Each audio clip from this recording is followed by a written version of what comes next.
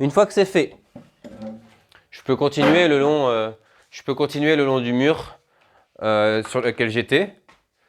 Là, on va aller tirer les mollets. Alors, faites-le dans cet ordre-là, parce que vu que vous finissez sur une série de mollets, il ne faut pas étirer tout de suite, tout de suite. Par contre, vous pouvez direct enchaîner la dernière série, vous étirez. Étirez les mollets. Je prends un pied que je vais venir positionner comme ça, à 45 degrés, quelque chose comme ça. Et je vais venir avancer ma hanche comme ça. Hop. Et là, normalement, ça va tirer tout ici, là.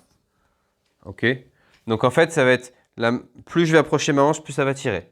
C'est à vous de doser. Il faut que ça tire, il ne faut pas que ça... faut pas forcer, en fait. Il faut juste que ça étire. OK?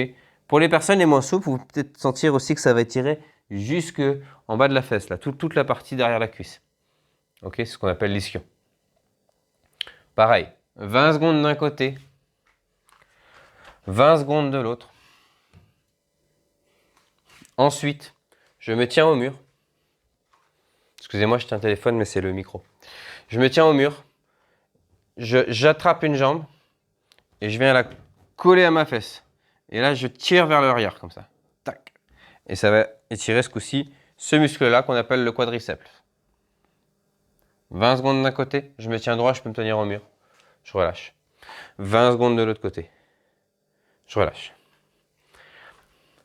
Ensuite, pour les jambes, je vais venir mettre mon pied à l'inverse, comme ça. Et je vais venir pousser vers le bas. Et là, ça va étirer toute cette partie-là. Et celui-là, il est hyper intéressant, notamment les lendemains de match, parce que quand on fait 2 matchs, des fois, ça tire vachement ici. Même pour ceux qui aiment le foot.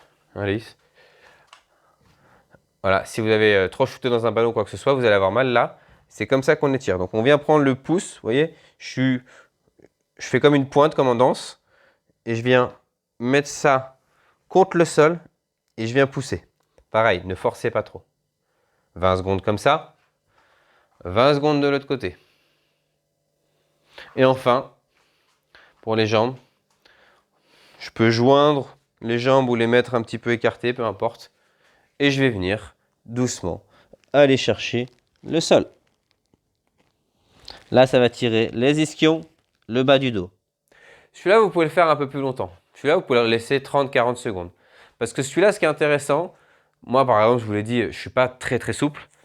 Du coup, ce que je fais généralement, c'est que je fais une première position, ça tire, puis quand je sens que je me relâche un peu, je descends un peu. Et je fais ça, je descends 3-4 fois comme ça, jusqu'à arriver à toucher le sol. Moi, j'arrive rarement à toucher le sol en ayant les jambes vraiment tendues du premier coup. Donc ne forcez pas, mais celui-là, il est intéressant aussi pareil, parce que vu qu'on patine, clac, clac, clac, et ben, on utilise beaucoup le muscle qui est derrière là, l'ischio. Ok.